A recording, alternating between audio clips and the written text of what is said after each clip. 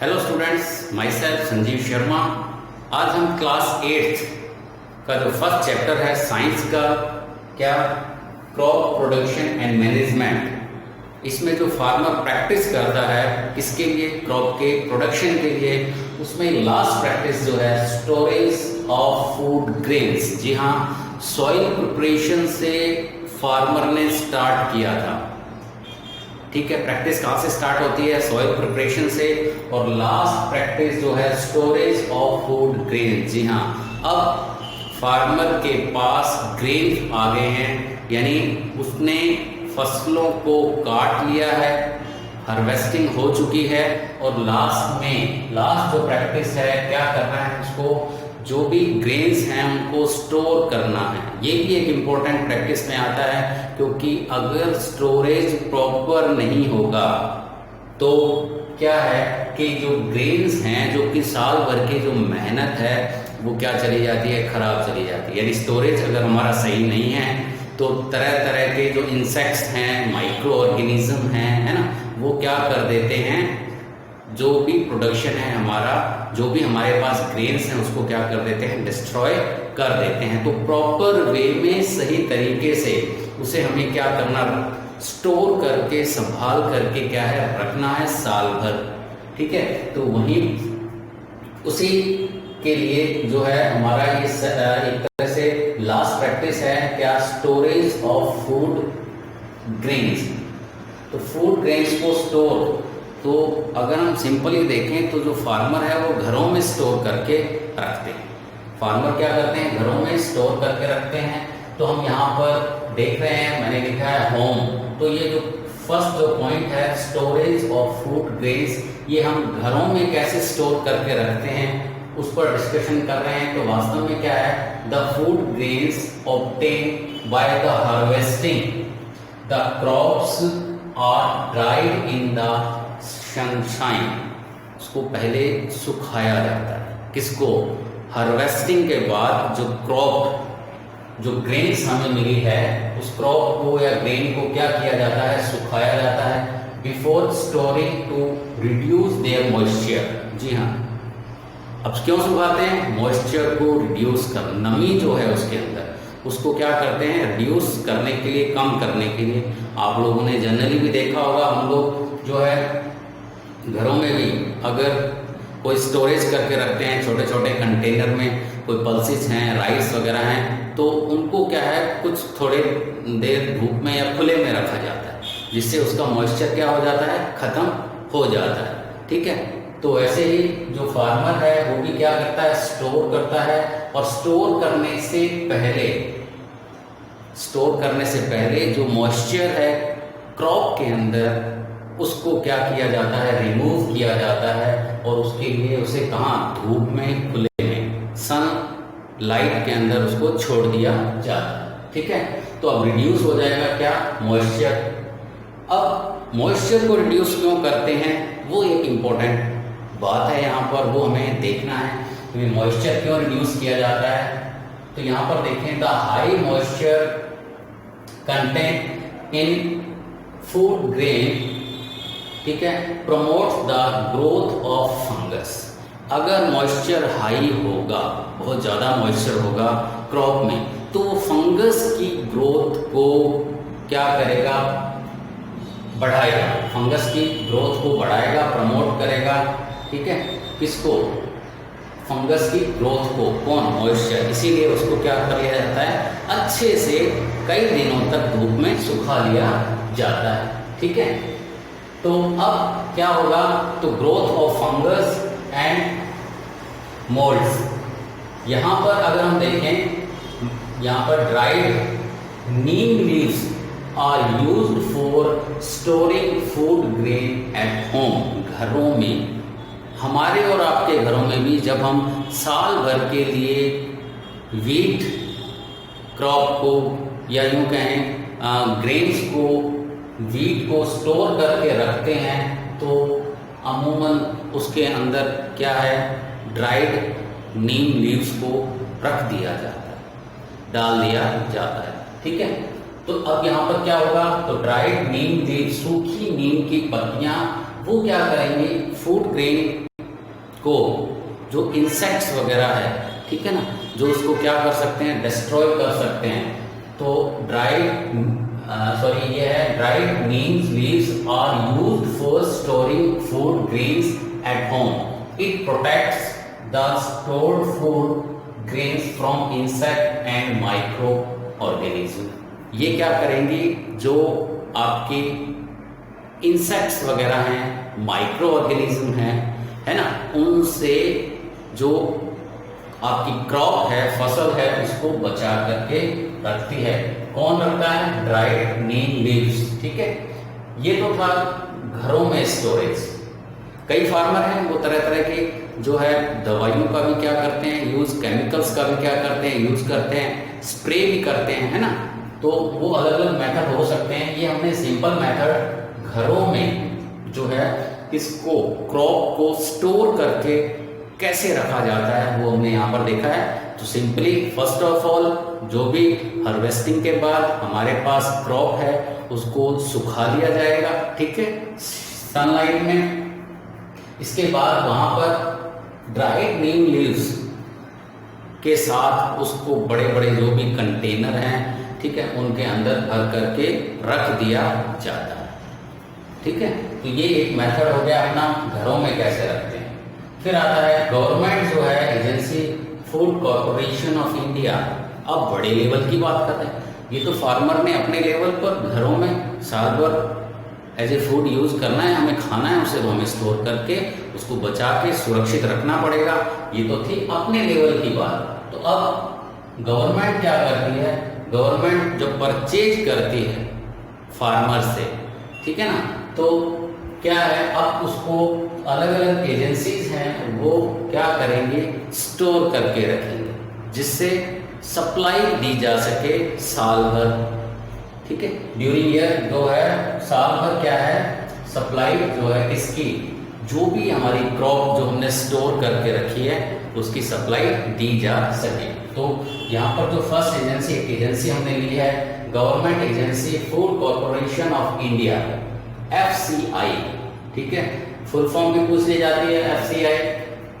अब यहाँ पर क्या है, इन गनी बैग्स के अंदर आपने देखा होगा पहले जूट के हुआ करते थे, आजकल प्लास्टिक के जो बैग्स हैं बड़े बड़े, है ना, उसमें लगभग मेरे हिसाब से 50 kg 50 kg जो है क्या ग्रेन्स को भर करके रखा जाता है और उनके जो बैग्स हैं उनको टाइट कर दिया जाता है, उनके मुंह को बांध दिया जाता है, ठीक है।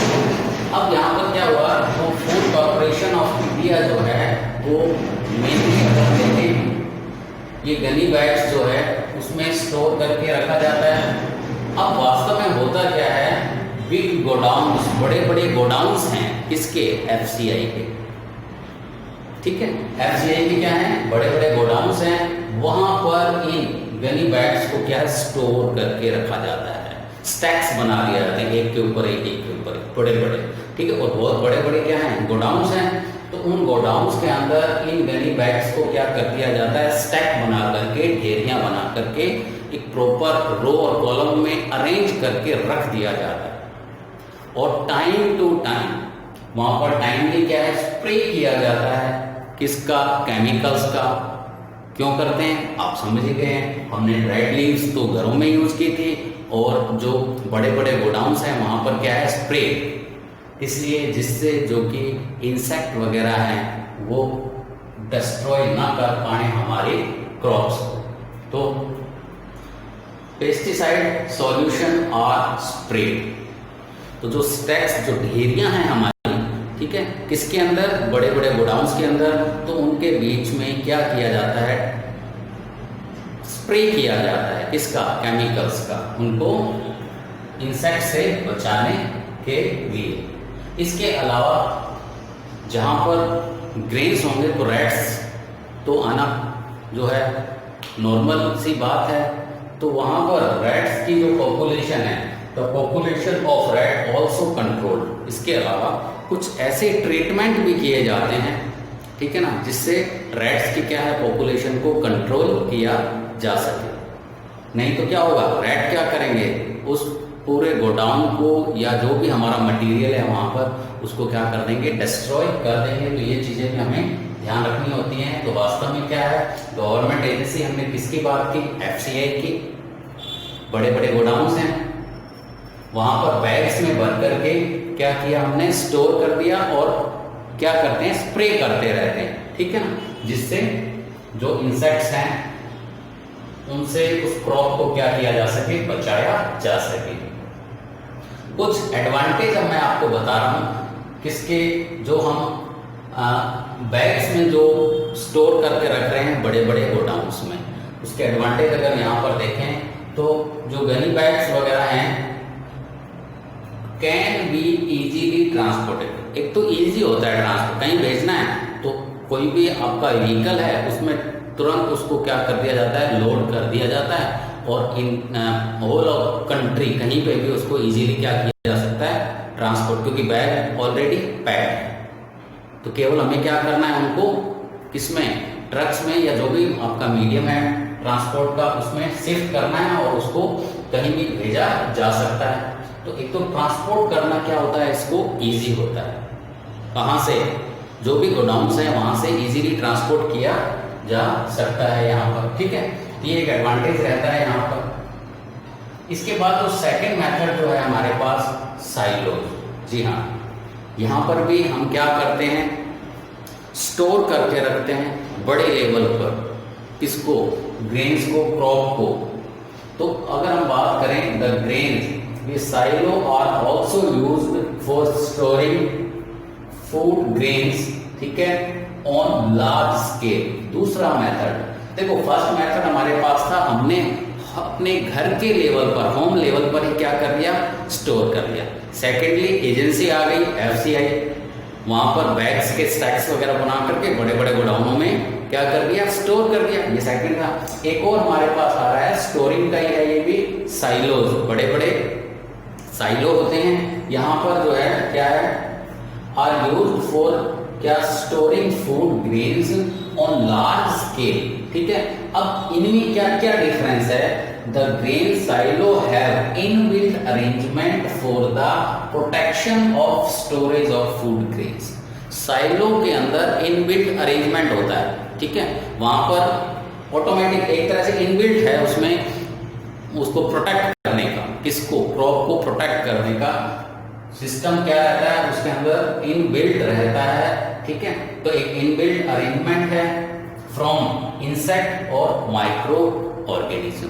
तो वहां पर सभी व्यवस्थाएं रहती हैं, अरेंजमेंट रहता है, मतलब हमें कोई केमिकल स्प्रे करना है या सब, तो वो सब जो है इजीली क्या है, मैनेज किया जा सकता है किसमें, साइलो में, ठीक है ना। यहां पर अगर हम देखें इसके बाद जो साइलो, तो साइलो में भी क्या है, इन सबका जो पर्पस है, पर्पस क्या है, जो हमने एक तो होम में देखा, एक FCI वाला देखा हमने, और एक साइलो।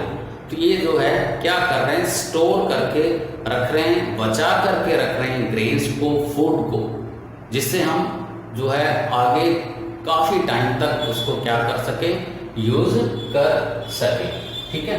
और इनको बचाया जा रहा है किससे, माइक्रो ऑर्गेनिज्म से, रैट्स हैं, कुछ इंसेक्ट्स हैं जो इनको क्या कर सकते हैं, डिस्ट्रॉय कर सकते हैं, ठीक है। उन सब से क्या किया जा रहा है, इनको बचाया जा रहा है। इसके बाद छोटा सा टॉपिक और है हमारे पास डिस्कशन के लिए, फूड फ्रॉम एनिमल्स। तो हमने फूड जो है मेनली, अभी हम क्रॉप प्रोडक्शन हमने पूरा कंप्लीट कर दिया। कहाँ से स्टार्ट किया था हमने, सॉइल प्रिपरेशन से, फार्मर ने सॉइल प्रिपरेशन से स्टार्ट करता है और स्टोरेज तक पहुंच गए। इसके अलावा एक छोटा सा टॉपिक है हमारे पास, फूड फ्रॉम एनिमल्स। तो एनिमल्स से भी हमें क्या मिलता है, फूड मिलता है। जैसे अब एनिमल्स में हम बात करें, मिल्क यील्डिंग, कुछ एनिमल से हमें क्या मिलता है, दूध, तो फूड की तरह हम यूज करते हैं, ठीक है, ठीक। तो अब यहां पर जो है, तो ये मिल्क एनिमल्स, इनको क्या बोल देते हैं, जिनसे हमें दूध मिल रहा है, मिल्क एनिमल्स जो हैं ये दूध देने वाले जो एनिमल्स हैं, या मिल्क यील्डिंग एनिमल्स, तो मिल्क एनिमल्स हैं ये। अब यहाँ पर एग्जाम्पल अगर हम देखें तो बिल्कुल आप अच्छे से जान पाएंगे, काऊ है, बफेलो है, गोट, इनसे हमें क्या मिलता है? दूध मिलता है। अब वो जो मिल्क है वो अलग अलग फूड प्रोसेसिंग में जा करके बटर, घी, पनीर, तो ये सब प्रोडक्ट तो फिर कहाँ से हुए? मिल्क यील्डिंग, मिल्क से बन रहे हैं ना। पनीर हम खा रहे हैं तो वो कहाँ से? दूध से बन रहा है, ठीक है। घी है, बटर है, सब कहाँ से बन रहा है? दूध से। तो ये मिल्क यील्डिंग में कौन कौन से आ गए? काऊ, बफेलो एंड गोट। सेकंड जो हमें फूड मिलता है एनिमल से, अगर यहाँ पर देखें, meat and egg yielding animals, दूसरा पोर्शन। मिल्क के अलावा सेकंड पोर्शन क्या आता है? Meat and egg yielding animals, तो गोट, sheep, फिश, पोल्ट्री, इसके अंदर हैन एंड डक। जी हाँ, तो पोल्ट्री में तो मीट भी है प्लस एग भी, साथ में क्या आ जाता है? एग का प्रोडक्शन भी हो जाता है। तो बिल्कुल हैन, डक वगैरह, इनके एग्स को भी एज ए फूड यूज किया जाता है, और चिकन के फॉर्म में तो हम यूज करते ही हैं। तो ये जो दूसरा पोर्शन हो गया, एक तो हो गया मीट यील्डिंग और दूसरा है मीट एंड एग यील्डिंग। उसके कुछ एग्जांपल हमने यहाँ पर देखे। इसमें एक छोटी सी टर्म है अपने पास, एनिमल हस्बेंड्री, ठीक है। एनिमल हस्बेंड्री में अगर हम देखते हैं द ब्रांच ऑफ एग्रीकल्चर, तो वास्तव में है क्या है? एनिमल हस्बेंड्री में अगर हम देखें तो एक ब्रांच है किसकी? एग्रीकल्चर की। क्या करती है वो? Which deals with the feeding, shelter, health, breeding of domestic animal. Domestic animal जो हम घरों में पाल रहे हैं, किसके लिए? हमें दूध वगैरह मिलता रहता है उनसे, है ना। पोल्ट्री है तो एग्स के लिए या मीट के लिए, चिकन के लिए, ठीक। तो यहाँ पर क्या है? एनिमल हस्बेंड्री में हम देखते हैं एक ब्रांच है किसकी? एग्रीकल्चर की एक ब्रांच है यहाँ पर, और जो क्या है? डील करती है भाई उनको फीडिंग, भाई प्रोडक्शन चाहिए तो फीड तो देना पड़ेगा ना, उनको फूड तो देना ही पड़ेगा, फीडिंग तो करनी पड़ेगी। शेल्टर, उनके लिए रहने की व्यवस्था, ठीक है। हेल्थ, टाइम टू टाइम उनको जो भी है चेकअप वगैरह, क्योंकि कई तरह के डिजीज जो हैं वो क्या करते हैं, इस तरह के जो अपने यूँ कहें जो भी हम बिजनेस वगैरह करते हैं या प्रोडक्शन करते हैं उसमें कहीं ना कहीं डिजीज का डर रहता है, तो उनके हेल्थ का भी ध्यान रखा जाता है। ब्रीडिंग, उनके पॉपुलेशन बढ़ाना, ग्रोथ करना, अच्छे अच्छे जो है जीन्स वाले जो है या अच्छे जीन्स के कलेक्शन वाले एनिमल्स को बढ़ाना, ये सब किसमें आ जाएगा? Breeding of domestic animal. तो ये सारे के सारी एक ब्रांच इसको दे दिया, नाम दे दिया एनिमल हस्बेंड्री, ठीक है। तो वास्तव में यहाँ पर हम एनिमल हस्बेंड्री में हमें क्या क्या ध्यान रखना होता है अगर हम देखें तो एक तो प्रॉपर फीडिंग ऑफ एनिमल होनी चाहिए, एनिमल की क्या होनी चाहिए? प्रॉपर फीडिंग होनी चाहिए। दूसरा शेल्टर जो है, ठीक है, शेल्टर का हमें ध्यान रखना है, उनके रहने की जगह, और इसके अलावा डिजीज से प्रिवेंट करना है, हेल्थ का भी ध्यान रखना है। डिजीज से क्या करना है? उनको प्रिवेंट करना है। और इसके साथ साथ अगर हम देखें ब्रीडिंग का हमें उनका ध्यान रखना पड़ेगा। तो अगर हम इन सब चीज़ों को ध्यान रखते हैं तो नो डाउट जो हम जिस पर्पज के लिए उनको यूज कर रहे हैं वो क्या है, पर्पज इजीली क्या हो जाएगा? पूरा हो जाएगा। फॉर एग्जांपल अगर हमारा पर्पज है मिल्क यील्डिंग, हमारा बिजनेस मिल्क से रिलेटेड है, मिल्क का प्रोडक्शन बढ़ाना है तो वो अच्छा होगा। अगर हमारा बिजनेस है मीट एंड एग का तो उसका प्रोडक्शन क्या होगा? अच्छा होगा। इसके बाद आता है हमारे पास क्या है? Fish food. जी हाँ, फिश को भी फूड की तरह यूज किया जाता है और बहुत ही ज़्यादा इसमें न्यूट्रिशन हम कहें तो प्रोटीन रिच होता है। प्रोटीन जो है इसके अंदर क्या है? बहुत ही ज़्यादा होता है। फिश के अंदर क्या है? प्रोटीन बहुत ज़्यादा है और डाइजेस्ट होने में बहुत ही ईजी है। फिश जो है as a food protein rich और इजीली डाइजेस्ट हो जाता है, ये इसकी प्रॉपर्टी अच्छी वाली, तो इजीली डाइजेस्ट हो जाता है। और दूसरा क्या है यहाँ पर? प्रोटीन रिच है। इसके अलावा फिश लीवर ऑयल, जी हाँ, छोटे बच्चों को पिलाया जाता है। क्यों? विटामिन के लिए, vitamin A and D rich होता है फिश लीवर ऑयल। किसके लिए? Vitamin A and vitamin D. तो ये उसके अंदर बहुत ही ज़्यादा जो है हमें मिलता है क्या? Vitamin A and vitamin D. इसकी बात कर रहे हैं हम यहाँ पर फिश लीवर ऑयल्स की। तो ये जो हमारा लास्ट टॉपिक था फूड फ्रॉम एनिमल्स, तो एनिमल्स को भी हम फूड के लिए क्या करते हैं, उनको पालते हैं, उनकी शेल्टर की व्यवस्था करते हैं, है ना। और इसको पूरे प्रोसेस को हमने फिर क्या बोल दिया था, एनिमल हस्बेंड। तो ये जो है हमारा चैप्टर जो है आज कंप्लीट हो जाता है, कौन सा, क्रॉप प्रोडक्शन एंड मैनेजमेंट। ठीक है, तो आज की क्लास में इतना ही। Thank you very much.